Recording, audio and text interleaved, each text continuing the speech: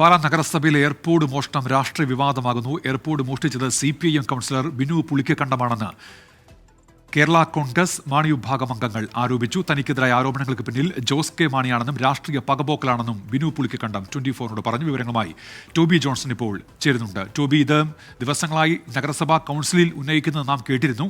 ഇപ്പോൾ എന്തൊക്കെയാണ് ഇതുമായി ബന്ധപ്പെട്ട പുതിയ വിവരങ്ങൾ പുറത്തുവരുന്നത്?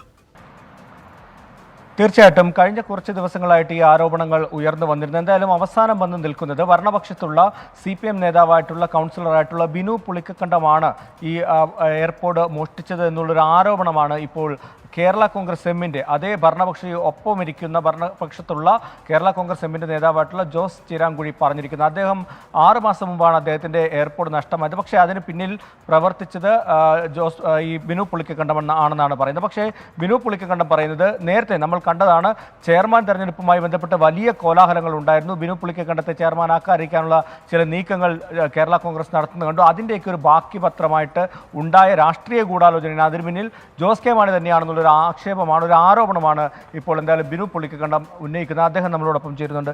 ശരിക്കും എന്താണ് നടന്നത്? ഇതൊരു രാഷ്ട്രീയ ഗൂഢാലോചനയാണ്. കാരണം 6 മാസങ്ങൾക്ക് മുമ്പ് നഷ്ടപ്പെട്ടു എന്ന് പറയുന്ന ഐപോഡ് കേവലം 4 ദിവസങ്ങൾക്ക് മുമ്പ് കൗൺസിലിൽ ഒരു കത്തായിട്ട് കൊടുക്കുന്നു.